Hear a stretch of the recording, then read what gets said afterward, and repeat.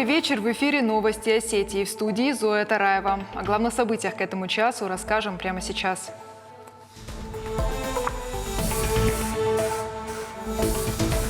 Роль налоговых поступлений в формировании республиканского бюджета сегодня обсудили в правительстве. Совещание прошло под руководством Бориса Джанаева. О чем еще говорили?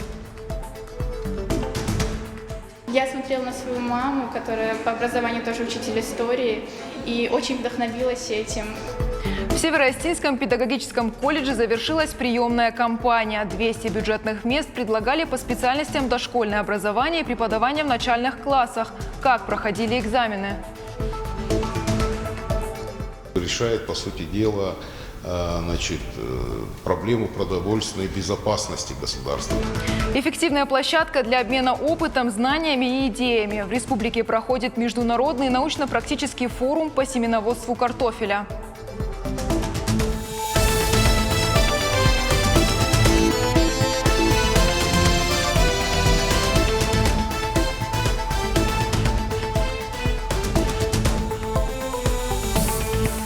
Меры по сокращению недоимок по налогам и арендной плате за земельные участки в районах обсудили в правительстве республики. Совещание провел премьер Борис Джанаев. Обеспечение налоговых поступлений играет важную роль в формировании бюджета и в решении социально значимых вопросов. С начала года сокращение задолженности демонстрируют 3 района – Алагирский, Ардонский и Пригородный. Борис Джанаев подчеркнул, что главам муниципалитетов необходимо взять на личный контроль уплату налоговых платежей и выполнение плана поступлений в этом году. Также руководитель Кабинета министров напомнил о начале формирования проекта бюджета республики на следующий год. Районам поручил возобновить работу муниципальных комиссий по снижению неформальной занятости и налоговых недоимок. Помочь тем, кто больше всего нуждается в поддержке. В Курскую область продолжают отправлять гуманитарную помощь. Сейчас особенно важно показать свою сплоченность. Все республики и регионы СКФО объединились в желании поддержать пострадавших от действий ВСУ. Фракции КПРФ Северного Кавказа отправили сегодня около 11 тонн продуктов питания, воды и предметов первой необходимости. Доставить груз обещают уже в субботу. Там требуется абсолютно все. Нам, естественно, не впервые отправлять гуманитарные грузы. Мы это делаем с 2014 года. Уже более 30 тонн мы отправили гуманитарного груза в сторону Украины. Но в первый раз отправляем именно в свой город для поддержки своих товарищей. Там их встречают, наш гуманитарный груз, депутаты Государственной Думы Казбек Уцукович Таисаев, депутат Государственной Думы Николай Николаевич Иванов, он же первый секретарь Курского обкома партии. В Северо-Остинском педагогическом колледже завершаются вступительные экзамены. 200 бюджетных мест предлагают абитуриентам по специальностям дошкольное образование и преподавание в начальных классах. Чтобы поступить, нужно сдать вступительные экзамены. Отбор непростой, у комиссии особые критерии. Моя коллега Дана Малышева убедилась в этом. На вступительных испытаниях нужно рассказать стихотворение. Комиссия проверяет дикцию абитуриента. У будущего педагога должна быть хорошо поставленная речь. Альбина Мальева подготовила письмо к женщине Сергея Есенина. Лицом к лицу лица не увидать, большое видится на расстоянии, когда кипит морская гладь, корабль в плачевном состоянии. Собеседование в таком формате проводят с абитуриентами 2 специальностей – дошкольное образование и преподавание в начальных классах. Взять кота в мешке не получится. Комиссии нужно понять, кто перед ней – вчерашний школьник, которому нужно просто куда-то поступить, или уже перспективный наставник. Студент Северо-Осетинского педагогического колледжа должен хотеть учиться и учить детей новому. Если честно, когда я заходила, я очень волновалась, но когда я посмотрела на учителей, пообщалась с ними, я немножко расслабилась. Я с детства очень сильно мечтала стать учителем.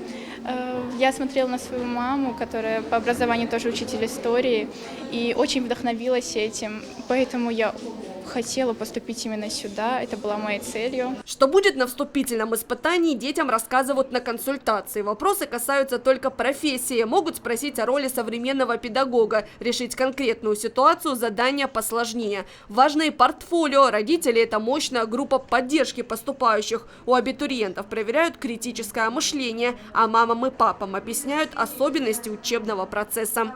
Это самое важное для мамы – поддержать своего ребенка. что пройти собеседование, что понять и поддержать, что она будет разговаривать с другим человеком на тему своей психологии, и это для нее важно. А для меня еще важнее.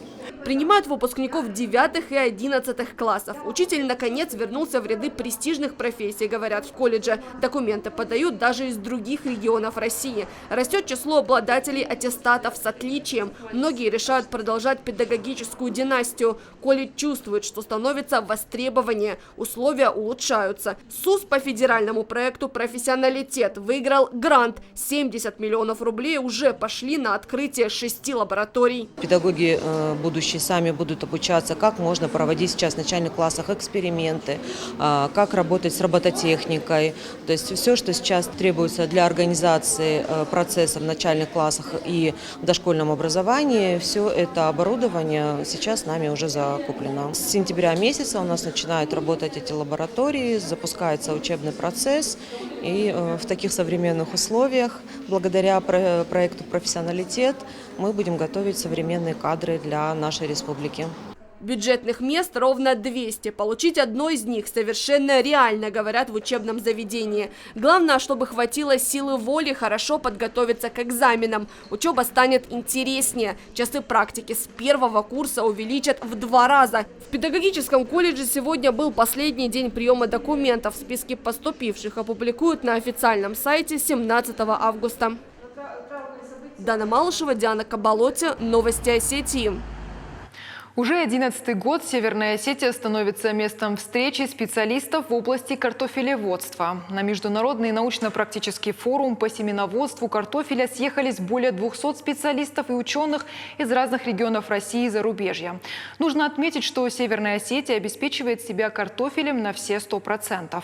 А в этом году наши специалисты с гордостью представили 3 выведенных сорта клубней и поделились с гостями своими секретами успеха. Дана Малышева побывала на форуме и все подробно расскажет. В центре внимания гостей форума выставка картофеля от нашего североосетинского производителя. Гордость республики. Целых 3 сорта собственной селекции. Их специалисты предприятия «Фотагра» вывели вместе с Федеральным исследовательским центром имени Лорха. Садон, Алания, Спринтер. Эта картошка адаптирована к условиям региона. Этот светло-желтый картофель называется Садон. Сорт устойчив к жаре и засухе. Урожайность высокая, клубни крупные. А самое главное – превосходный вкус. Идеальная начинка для наших осетинских пирогов. Новые перспективные отечественные сорта как раз и обсуждают на площадке. Форум посвятили современным методам производства семенного картофеля. Это клубни для посадки. У них строгие регламенты качества. Узнать принципы выращивания овоща в Северную Осетию приехали больше 200 специалистов из разных регионов России, а еще Киргизии, Индии, Чили. С ними уже намечены переговоры по сотрудничеству. Mi primera vez en Rusia y sobre todo en esta región. Я занимаюсь генетическим улучшением картофеля. Этими знаниями мне и хочется поделиться на форуме. Я впервые как в Северной Осетии, так и в России. Мне здесь очень понравилось. Меня впечатлила красота этого региона, то, какое тут все зеленое. Здесь настоящие специалисты в области выращивания картофеля. Я вдохновлен, что смогу обмениваться с ними опытом. А международный научно-практический форум именно на это и нацелен. Картофелеводы обсудят главные тренды, способы сохранения сортовых ресурсов, уникальные гибриды российской селекции, развитие переработки картошки для производства фри. На ежегодную встречу в августе сельхозпроизводителей подталкивает Фотагра. Это крупнейший производитель оригинального семенного материала в Европе. Не сидеть на месте и постоянно развиваться – это девиз компании. Вот конкретный пример. За год наши специалисты произвели 2000 тонн элитного семенного картофеля, а в 2025-м планируют получить уже 12 тысяч тонн. Компания очень серьезно занимается семеноводством картофеля. Решает, по сути дела, проблему продовольственной безопасности государства, потому что картофель – это, наверное, после хлеба вторым хлебом не зря называют. Это один из самых важных продуктов, которые у нас в нашем питании, в питании нашего народа есть. Международный научно-практический форум проводят уже в 11-й раз. В этом году организаторы немного изменили традиционную программу. Теперь на картофель можно не только смотреть. Участники его продегустировали блюда ресторанного уровня и сортов собственной селекции компании. Спринтер идеален для варки, а саддон лучше жарить. Получаются хрустящие чипсы. Мы добавили кулинарное шоу, известный. Приехал к нам шеф-повар Василий Емельяненко. Он с нашим бренд-шефом наших ресторанов будет сегодня готовить из наших собственных сортов саддона и спринтера. Будет готовить разные блюда, будет организована и дегустация для участников. В Северной Осетии гости будут еще один день. Они увидят все этапы производства семенного картофеля. Участники уже посетили Северокавказский селекционно-семеноводческий центр в Гизеле и демонстрационные поля компании. А завтра специалисты оценят питомник в высокогорном поселке Верхний Изгит. Программа обещает быть нескучной. Дана Малышева, Алан Суанов, Новости Осетии. Дань памяти и уважения заслуженному деятелю искусств России, народному артисту Северной Осетии, драматургу, режиссеру и основателю Государственного Дегорского драматического театра Давиду Тимиряеву. В Национальной научной библиотеке состоялась презентация документального фильма «Сила духа», посвященного столетию со дня его рождения. Основная цель картины – показать многогранность таланта Давида Иласовича, рассказать о его жизненном пути, полном творческих свершений, и о его неоценимом вкладе в развитие культуры республики. Идею автору удалось реализовать при поддержке Союза театральных деятелей России.